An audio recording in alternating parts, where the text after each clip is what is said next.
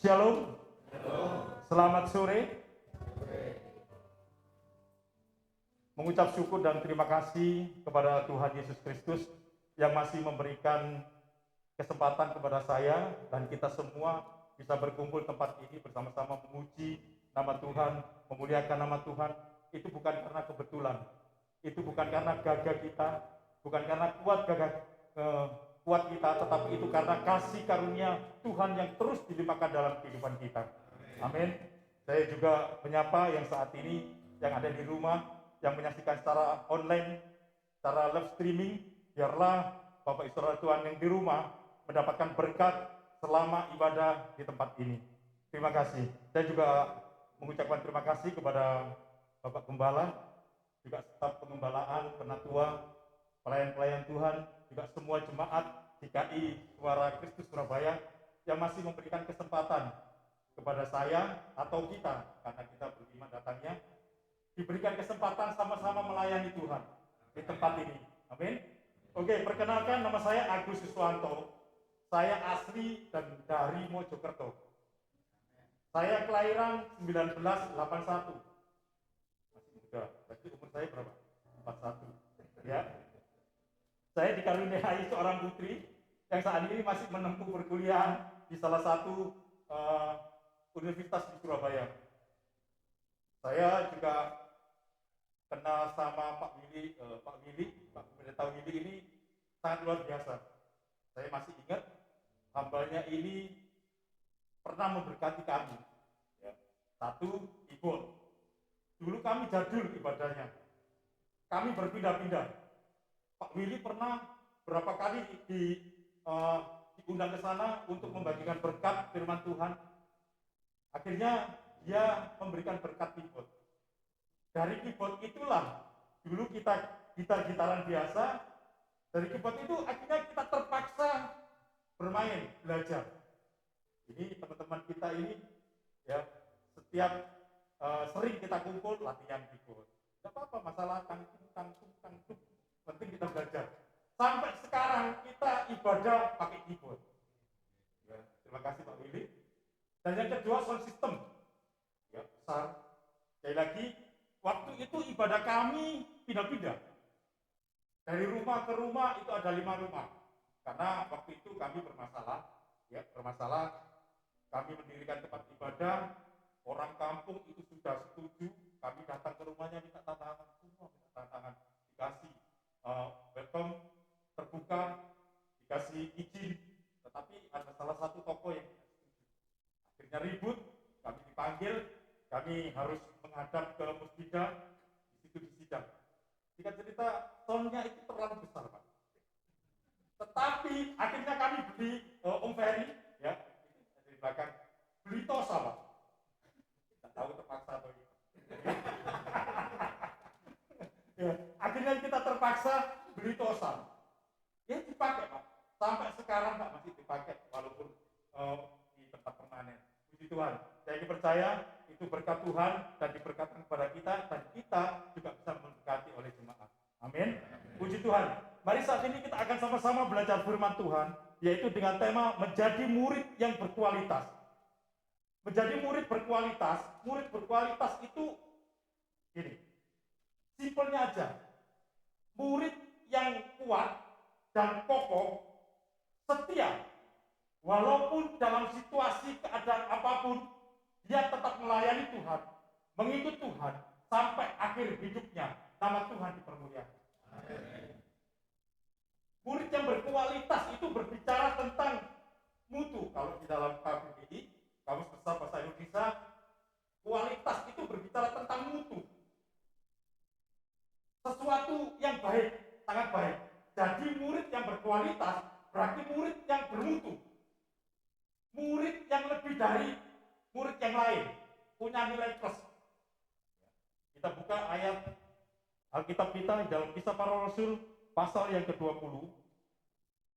Kisah Para Rasul pasal 20 ayat 22.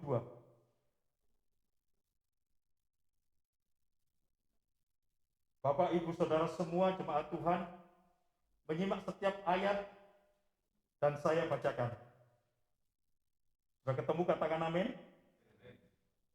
Firman Tuhan berkata, tetapi sekarang sebagai tawanan roh, aku pergi ke Yerusalem. Dan aku tidak tahu apa yang akan terjadi atas diriku di situ. Selain daripada yang dinyatakan Roh Kudus dari kota ke kota kepadaku, bahwa penjara dan sengsara menunggu aku. Tetapi aku tidak menghiraukan nyawaku sedikit pun, asal saja aku dapat mencapai garis akhir dan menyelesaikan pelayanan yang ditugaskan oleh Tuhan Yesus kepadaku untuk memberikan kesaksian tentang Injil kasih karunia Allah. Amin. Saudara Tuhan, kalau kita lihat ayat ini, secara logika, secara manusia, karena apa? Ini keadaan yang tidak baik. Tetapi ini menjadi teladan bagi kita. Ayat ini menjadi pegangan kita, sehingga kita menjadi orang Kristen, murid Kristus, murid Tuhan Yesus, itu tidak murid yang gampangan. Murid yang tidak gampang kecewa. Murid yang tidak gampang sakit hati. Murid yang tidak gampang cemburu kepada orang lain. Ayat ini menceritakan tentang Rasul Paulus. Waktu dia habis di Efesus, dia mau meninggalkan. Dia manggil penatua-penatua, dia mau perpisahan. Dia akan melanjutkan perjalanannya ke Yerusalem. Yaitu ada sesuatu perintah dari Tuhan. Ayat 22 berkata tentang ini adalah perintah Tuhan kepada Rasul Paulus. Berbicara tentang apa?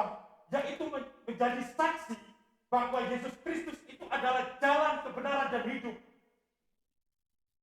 Dia mendapatkan sesuatu perintah. Dia akhirnya katakan, yes, tidak keinginan diri sendiri, tidak keinginan pribadi dia, tidak keinginan suara hati, tetapi ini adalah perintah Tuhan. Ayat 23 berkata tentang tawanan dan kesengsaraan, itu adalah bicara tentang keadaan situasi yang tidak enak. Dia ngerti perintah Tuhan itu harus dilakukan. Perintah Tuhan itu harus dilaksanakan. Tetapi ayat 23 bicara tentang sengsara dan sesuatu yang tidak enak dalam melakukan perintah Tuhan, perjalanan hidup Paulus. Tetapi ayat 24 katakan, dia tetap setia melakukan apa yang menjadi perintah Tuhan, sehingga sesuatu terjadi dalam kehidupan Rasul Paulus. Saya percaya Rasul Paulus tahu. Paulus berkata, kalau engkau mengikut aku, engkau harus menyangkal aku dan mengikut salib dan mengikut aku. Matius pasal 11 katakan ayat 29, siapa yang letih lesu dan beban berat, datanglah kepada aku. Kuk yang kupasang itu ringan. Saudara kasih Tuhan, ayat ini benar-benar memberikan contoh bagi kita sebagai murid Kristus. Rasul Paulus didasari, dipondasi iman, kepercayaan, itu tidak hanya berkat-berkat saja. Tidak dengan mujizat-mujizat saja. Kalau Bapak Saudara Tuhan baca Yohanes pasal 9, 8, 9, dikatakan Yesus roti hidup. Dia berbicara, aku ini adalah roti hidup. Dia berbicara kepada murid-muridnya. Habis memberikan makan 5.000 orang, tidak termasuk perempuan dan anak-anak. Sehingga dia katakan, kalau engkau makan roti yang secara fisik itu cuma sementara. Tetapi kalau engkau makan roti kehidupan, yaitu aku, engkau akan tidak lapar untuk selama-lamanya.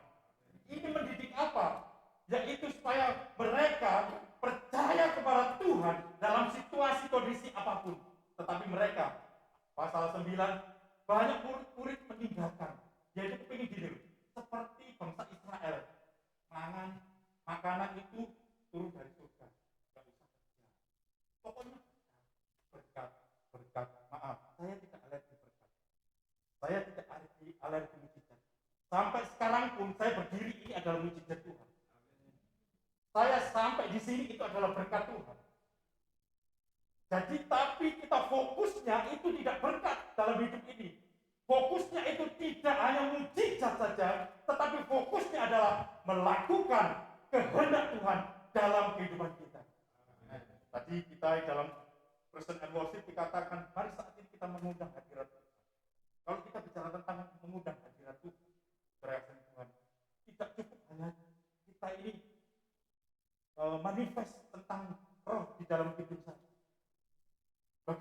kebenaran itu, yaitu hadirat Tuhan adalah pola pikir, pola rasa, pola tindak kita sesuai dengan kehendak Tuhan. Banyak orang Kristen di gereja angkat tangan, katakan haleluya, nangis-nangis, keluar nagih hutang berkali lipat ganda.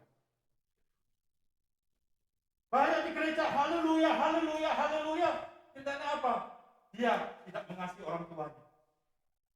Haleluya, haleluya, kayaknya kuat di manifest. Tidak salah. Semua itu adalah karya Roh Kudus. Tetapi kita aplikasikan semuanya itu dalam kehidupan kita sehari-hari.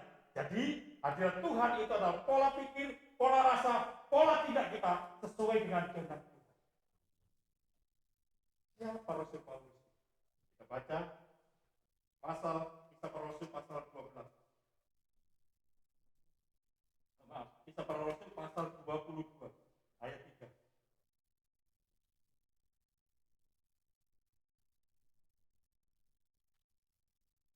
Kisah Para Rasul pasal 22 ayat 3 sampai yang ke-8. Aku adalah orang Yahudi, lahir Tarsus di tanah Kilikia, tetapi dibesarkan di kota ini, dididik dengan teliti di bawah pimpinan Gamaliel dalam hukum nenek moyang kita, sehingga aku menjadi orang yang giat bekerja Allah. Ingat ya, orang yang giat bekerja bagi Allah, sama seperti kamu semua pada waktu ini. Dan aku telah menganiaya pengikut-pengikut jalan Tuhan, yaitu pengikut Tuhan Yesus Kristus, sampai mereka mati. Laki-laki dan perempuan kutangkap dan kuserahkan ke dalam penjara. Tentang hal itu, baik iman besar maupun majelis-majelis tua-tua dapat memberikan kesaksian. Dari semua, aku telah membawa surat-surat untuk saudara-saudara di Damsyik, dan aku telah pergi ke sana untuk menangkap penganut-penganut jalan Tuhan yang terdapat juga di situ dan membawa mereka ke Yerusalem. Ini adalah latar belakang Rasul Paulus.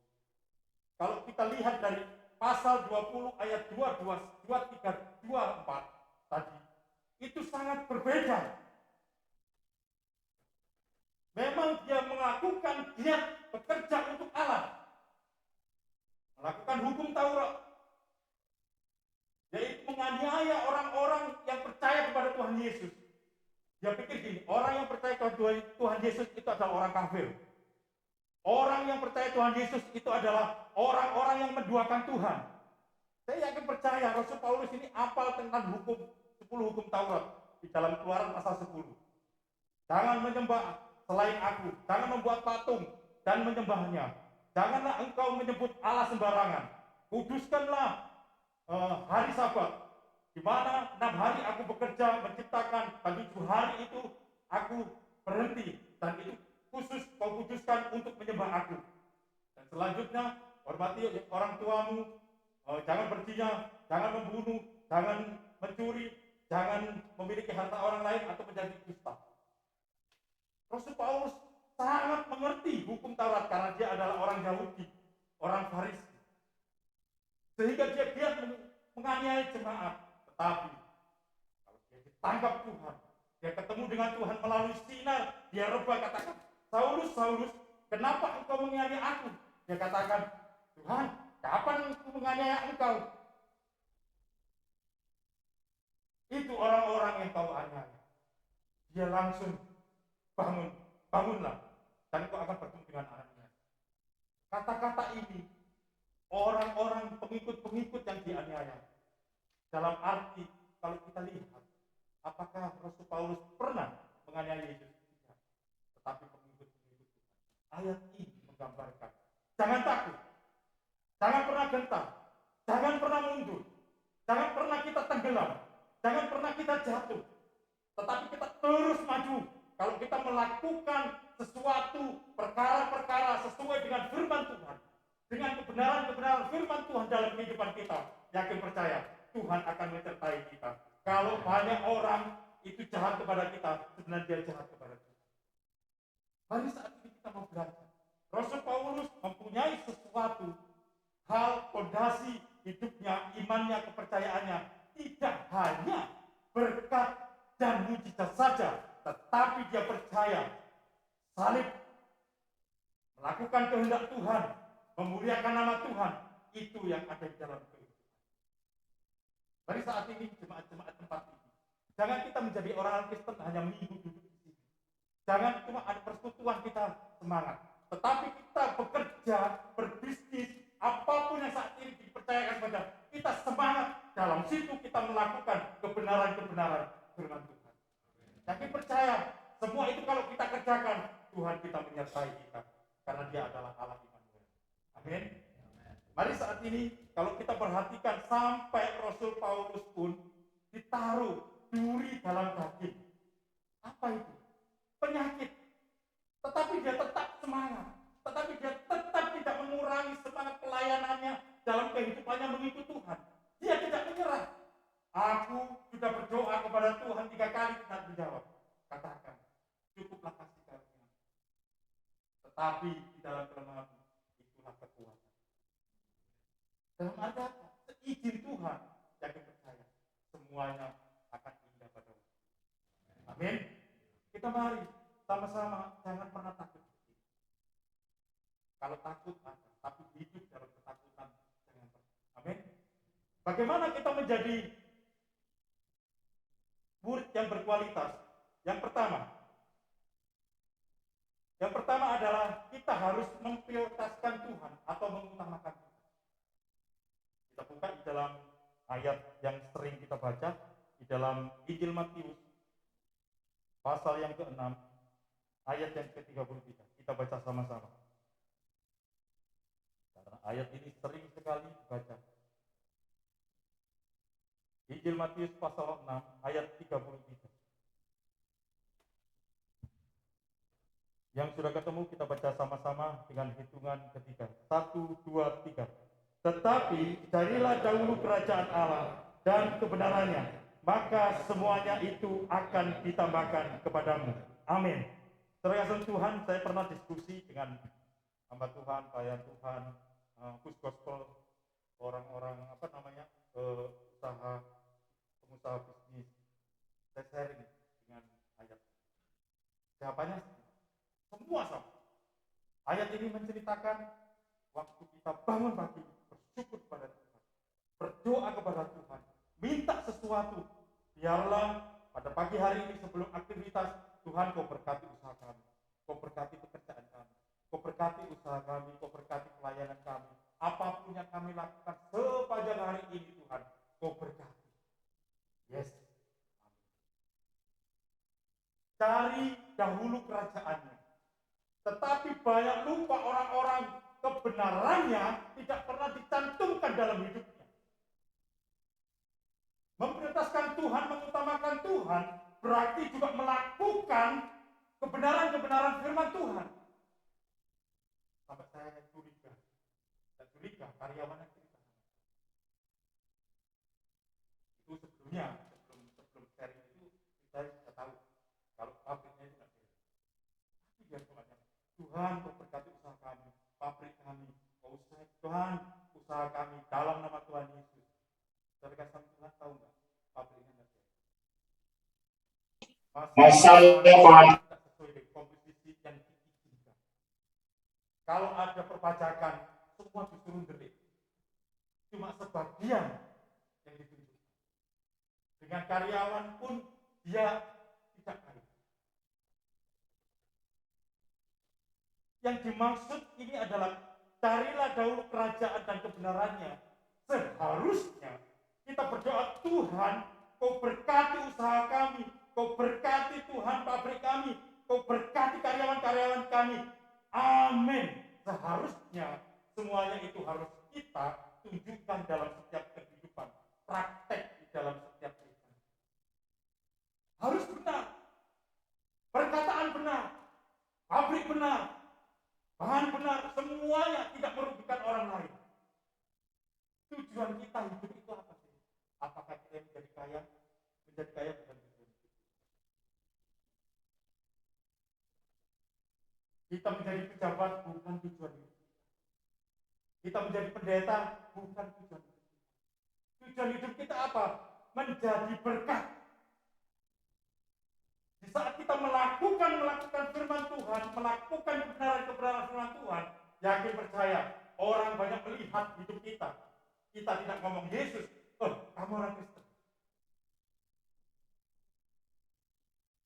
Mari saat ini kita mau.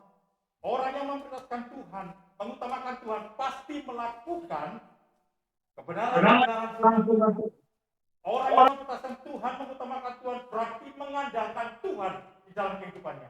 Di dalam Yeremia 17, ayat 7 dikatakan, diberkatilah orang yang mengandalkan Tuhan. Dia seperti pohon yang ditanam di tepi air, yang ia akan merambatkan akar-akarnya ke tepi batang air. Dia tidak akan mengalami datangnya panas terik. Dia tidak akan mengalami keguguran daun hijau. Daunnya tetap hijau. Dia tidak akan khawatir tentang apa? Tentang masa kekeringan. Tetapi tidak akan henti-hentinya menghasilkan. Itu janji Tuhan. Mari saat ini kita mau belajar. Berdoa, yes. Tetapi kita mau tunjukkan dalam kehidupan kita. Melakukan kebenaran-kebenaran Tuhan. Dan kita terus, kalau percaya semuanya itu berarti kita mengandalkan Tuhan. Dan orang yang mengandalkan Tuhan, itu pasti intim dengan Tuhan. Kalau intim, itu adalah bicara tentang hubungan. Suami istri, kalau hubungan intim, akan menghasilkan buah. 9 bulan lebih atau kurang, akan menghasilkan apa? Seorang bayi. Begitu juga dalam kehidupan kita.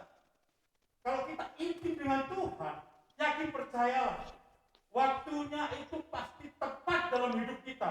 Apa yang kita doakan, apa yang saat ini kita rindukan, Tuhan akan jadikan dalam kehidupan kita. Intim itu melalui apa? Melalui doa.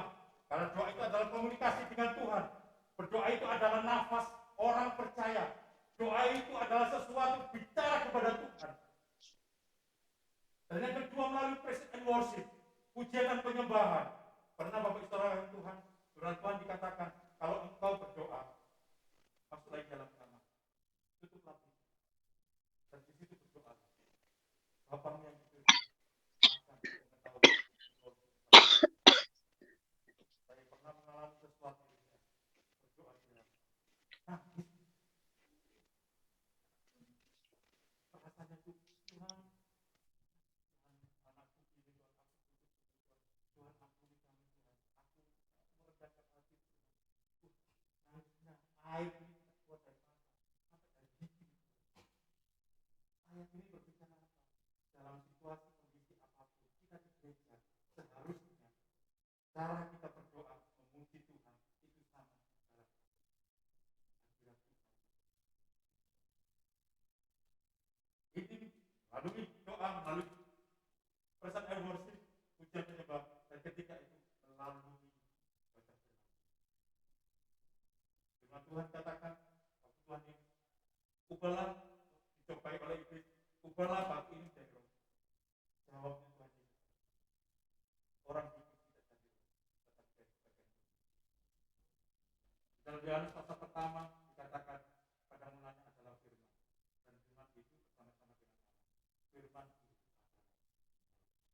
tidak secara langsung, tidak usah tanya sama Tuhan. Kita baca firman Tuhan akan tahu apa yang menjadi ketentuan-ketentuan Tuhan dalam hidup kita. Mari saudara Tuhan, kalau kita menjadi murid yang berkualitas, yang pertama mengikhlaskan Tuhan atau mengutamakan Tuhan. Orang yang mengutamakan Tuhan itu melakukan firman Tuhan. Dan orang yang melakukan firman Tuhan pasti mengandalkan Tuhan. Dan orang yang mengandalkan Tuhan itu adalah orang yang intim dengan Tuhan melalui doa, pujian, penyembahan, dan membaca firman. Yang kedua, bagaimana kita bisa menjadi murid yang berkualitas? Yang kedua adalah memiliki karakter Yesus Kristus. Wah. Pribadi Yesus itu satu, pribadinya tidak pernah berbuat dosa. Yang kedua, menjadi berkat. Injil semua, mulai dari Matius, Markus, Lukas, Yohanes, menulis tentang kehidupan Kristus, Yesus. Tuhan Yesus datang ke dunia, tujuannya satu, menyelamatkan jiwa. Atau, dia penuh kasih. Kasih ini adalah penting dalam kehidupan kita. Masih ingat pengharapan, dan iman. Yang paling besar apa? Kasih. Kasih itu tidak akan hilang, tidak akan lenyap. Sampai ke surga pun kasih itu tetap ada. Pengharapan kita cuma hanya di bumi. Waktu kita di surga tidak ada pengharapan. Kasihnya itu menyatu, kasih Allah dan kasih kita sudah satu. Iman kita hanya di bumi. Jadi kasih itu penting dalam hidup kita. Kasih yang benar-benar dari Allah yang diinginkan dalam setiap kehidupan kita. Kita buka dalam 1 Yohanes pasal yang keempat.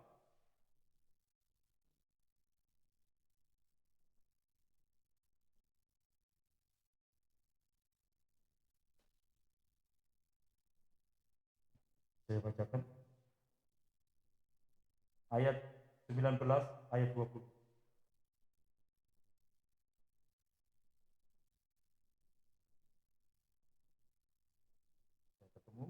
Kita mengasihi karena Allah lebih dahulu mengasihi kita. Jikalau seorang berkata, aku mengasihi Allah, dan ia membenci saudaranya, maka ia adalah pendusta. Karena barang siapa tidak mengasihi saudaranya yang dilihatnya, tidak mungkin mengasihi Allah yang tidak dilihat. Saudara kasih Tuhan, kasih yang dari Tuhan itu harus melimpah dalam kehidupan kita. Dan kita impartasikan kasih itu kepada sesama kita. Jadi alasannya apa? Jangan menerima balik tentang kasih. Kenapa kita harus mengasihi? Hanya satu alasannya. Karena Tuhan Yesus lebih dulu mengasihi saya. Tanggal 15 kita akan merayakan Paskah. Kematian Tuhan Yesus. Itu suatu karya yang besar. Bagaimana Tuhan pernah datang ke dunia ini. Dia dianiaya, dia disalib dan mati untuk apa? Untuk menebus dosa-dosa kita. Makanya waktu dia disalib, dia katakan, sudah selesai. Artinya apa? Dosa kita yang dahulu, sekarang, dan selama-lamanya, itu sudah ditebus oleh Tuhan. Jadi, hidup ini adalah anugerah. Saudara kasih Tuhan, kalau jadi berkat, apalagi hidup penuh kasih, tidak usah embel-embel. Ambil contoh, kasih dengan material, kita kasih pertumbuhan. Tidak usah mikir 10 kali lipat, 30 lipat, 30 lipat, 60 lipat, 100 lipat. Memang ini ladang judi. Tidak. Kalau kita memberi itu adalah ucapan terima kasih kita kepada Tuhan. Karena apa? Kita sudah diberikan sesuatu anugerah yang luar biasa, hidup kekal. Makanya kita beramal, ibadah, berbuat baik, persembahan, pokoknya apapun yang dianggap itu mendapatkan pahala, sebenarnya itu adalah ucapan terima kasih kita kepada Tuhan. Itu wajib dilakukan bagi orang-orang percaya. Jadi murid yang berkualitas mempunyai penuh kasih dalam hidupnya. Dengan Tuhan, 1 Korintus pasal 13. Rasul Paulus katakan ini, ayat pertama. Sekalipun aku bisa dapat berkata-kata dengan bahasa manusia dan semua bahasa malaikat, tetapi kalau aku tidak mempunyai kasih, aku seperti gong yang berkumandang dan tanam yang gemericik. Sekalipun aku mempunyai karunia bernubuat, mengetahui segala rahasia, memiliki segala pengetahuan, dan mempunyai iman untuk memindahkan gunung, tetapi kalau aku tidak mempunyai kasih, sama sekali aku tidak berguna. Ayat 3 dikatakan, sekalipun aku membagi-bagikan apa yang ada padaku dan menyerahkan tubuhku untuk dibakar seperti teroris. Kalau kita tidak punya kasih, semuanya itu tidak ada faedahnya. Karena kasih, ayat 4, karena kasih itu adalah sabar. Kasih itu murah hati. Ia tidak cemburu, tidak memegahkan diri, dia tidak sombong. Kasih tidak suka melakukan yang tidak sopan. Kasih tidak menguntungkan diri sendiri. Kasih itu tidak menyimpan kesalahan orang lain. Kasih bukan pemarah. Kasih tidak bersuka cita melakukan yang tidak adil, tetapi bersuka cita oleh karena kebenaran. Karena kasih itu adalah menutupi segala sesuatu, percaya segala sesuatu, berharap segala sesuatu, dan dikatakan ayat terakhir, dia sabar menanggung segala sesuatu. Itu dilakukan oleh Tuhan Yesus dan juga diimpartasikan melalui Rasul Paulus dalam kehidupannya. Apapun tantangan, rintangan hidupnya, dia terus berjalan melakukan cinta Tuhan, melakukan kebenaran-kebenaran firman Tuhan, sehingga apa? Di dalam kehidupannya penuh ketenangan, damai sejahtera itu ada di dalam kehidupannya. Secara fisik dia menderita, tetapi secara batin dia bersuka cita karena Bapa menyenangkan hati Bapa, dan Bapa di surga bersuka cita, nama Tuhan dipermuliakan. Itu terus dilakukan. Mari saat ini kita mau dalam kehidupan kita. Apakah angel? Saya pikir semua itu gampang-gampang susah. Saya ngomong susah karena kita tidak mau belajar. Kita ngomong gampang karena kita mau belajar. Karena hidup itu adalah belajar. Kita terus, selama kita hidup terus belajar. Dikatakan murid, intinya adalah belajar. Sekarang yang bisa koreksi itu mungkin orang terbatas melihat, hebat ya sekarang ya, sekarang ya, hebat ya sekarang ngomongnya halus, hebat ya sekarang bisnisnya meningkat, hebat ya sekarang sama orang tuanya tumbuh, padahal dulu itu cuma bentak-bentak. Orang jelas tahu, tetapi hati Tuhan tahu tidak ada yang tersembunyi di dalam kehidupan kita kalau Tuhan. Makanya kita kalau apakah yang ngomong ini sering melakukan kesalahan? Sering dan pernah. Ini kakak kami ya, yang datang ini semua ini kakak rohani saya, karena saya bukan latar belakang Kristen. Dulu waktu saya bertobat, iya, tapi mau belajar itu banyak karena kami latar belakang ya orang dapat ya, tapi dapatnya mungkin dapat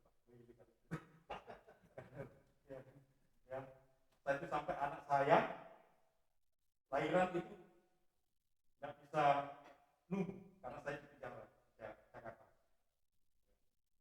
Jadi itu saya masih muslim. Saya pulang, saya kumat lagi sana penjara lagi. Saya pulang tahun 2003, saya ditangkap oleh Tuhan. Saya di situ belajar, ya, dengan mampu ikut menara. Dan ikut ibadah. Di situ ada menara doa. Jam 9 malam masih ingat. Singkat cerita, akhirnya saya ikut. Diajak ini kakak rohani saya. Ayo konser ya. Singkat cerita 2 bulan 3 bulan.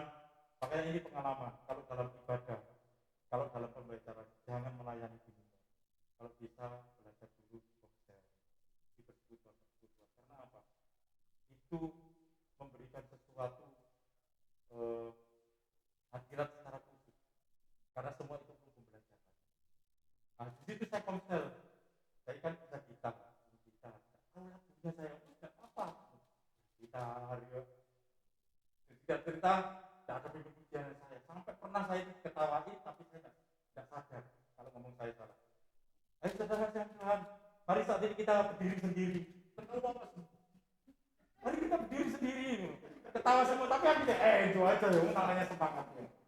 Saya belum tahu firman Tuhan, belum tahu apa. Pokoknya orang memuji Tuhan itu berarti cinta Tuhan. Ya, puas. Baru saya habis ibadah, saya disenggol. Kamu biru saya mulai mundur, tak berani. Padahal itu mengingatkan baik, tetapi akhirnya mundur. Jika cerita ini kakak saya. Makanya saya melakukan kesalahan, pasti dia. Ini menjadi dewan kehormatan saya. Saya pernah melakukan kesalahan dipanggil. Kalau salah katakan salah. Jangan kita ngomong. Kamu itu pernah ngomong anak mau kok nutur-nuturi. Wah ini jadi masalah. Ini seharusnya tidak jadi pendeta. Kayaknya sulit. Harus rendah hati. Saya kalau salah udah, ayo berdoa. Saya minta Bertobat, bertobat, bertobat. Nah, dari situlah, dalam situasi kondisi apapun, kita jangan pernah menyerah.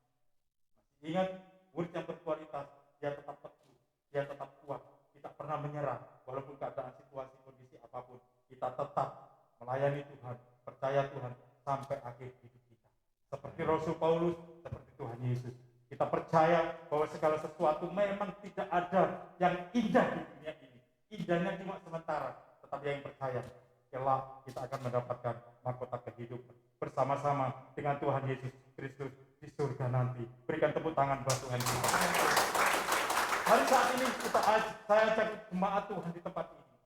Ada sesuatu hal yang penting dalam kehidupan kita, supaya kita ini tidak menjadi murid-murid biasa saja. Dan kalau sekolah itu kita jangan jadi SD. Terus kita ngertinya 4 tambah 4. Ya, 1 tahun 4 tambah 4, 1 tahun lagi 4 tambah 4, naik lagi 6 tambah 4. Now, 6 tahun kemudian kita sudah ngerti tentang kimia, ilmu farma. Pokoknya peningkatan, akhirnya naik SMP, naik SMA, naik universitas, dan sampai kita mengerjakan praktek dalam kehidupan kita sehingga nama Tuhan dipermuliakan. Mari saat ini kita mau belajar. Jadi murid yang berkualitas, yang pertama memprioritaskan Tuhan, mengutamakan Tuhan dan melakukan kebenaran-kebenaran firman Tuhan. Orang yang melakukan kebenaran firman itu adalah orang yang mengandalkan Tuhan. Orang yang mengandalkan Tuhan, dia inti dengan Tuhan melalui doa, melalui present and worship, ujian penyembahan dan firman Tuhan. Yang kedua adalah bagaimana kita bisa menjadi murid yang berkualitas. Kita ini penuh dengan terakhir. Kasih itu adalah KTP-nya orang. Jadi kita mau kesaksian. Bapak Ibu Saudara mungkin di lingkungan perumahan, di lingkungan beda dengan kita. Kita ini terlalu baik sama orang, boleh muka. Melakukan kesalahan, gelokan. Banyak sekali. Ya, sesuatu yang bagi saya, kita ini harus jadi contoh. Apapun, singkat cerita, tetangga saya itu nggak suka sama saya, karena dulu saya juga muslim ya, pokoknya nggak kenal kata-kata. Sampai saya pernah puasa itu dikatakan, puasa bukan tak lupa dari ini.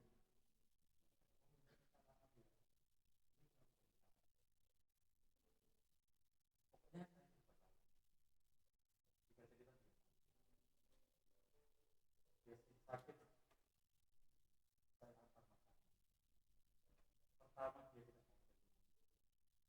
saudara. Yang kedua, saya ngomong, ya berikan bubur, anak saya namanya Sarah. Berikan bubur sama roti, sama pisang. Akhirnya dia mau pergi. Singkat cerita malam-malam saya jam 12 dikejar pintu saya. Minta tolong. Kenapa? Saya dibangunin sama kakak saya. Sebelah minta tolong. Jam 12.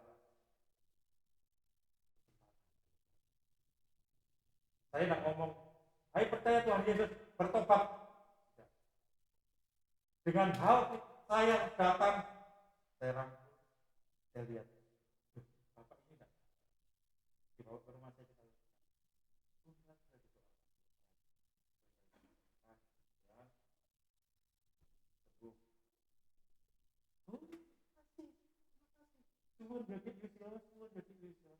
Saudara yang Tuhan tahu sekarang, dia botok itu saya begini. Iya, dia bikin kolak dikirimi. Ini adalah sesuatu, itu bukan karena sesuatu hal yang susah kita lakukan. Kita tunjukkan ke setiap hari kita. Kasih itu KTP, identitas kita. Jangan mulu-mulu aku mau ke Yerusalem, Yudea, Samaria, sampai ke ujung bumi menjadi saksi. Yes, oke, kalau itu semua memang anugerah karunia Tuhan diberikan kepada kita. Tetapi kalau di rumahmu sama istri,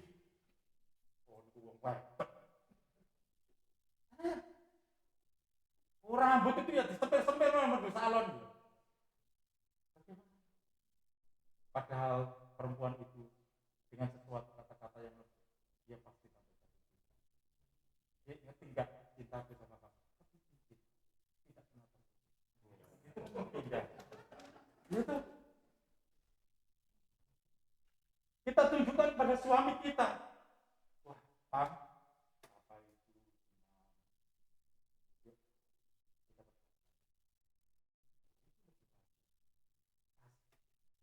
yakin percaya kalau itu kita lakukan di rumah kita, itu impartasi kuasa ilahi akan dinyatakan dalam setiap kita. Kenapa kita sering melakukan firman Tuhan? Karena kita terlalu sering.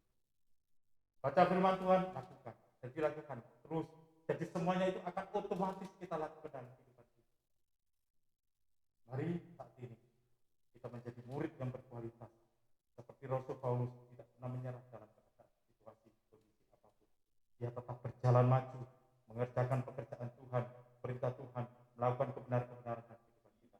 Dan saya mau, dan kita mau, jemaat tempat ini maupun saya melakukan seperti Rasul Paulus, sehingga kita menjadi berkat nama Tuhan.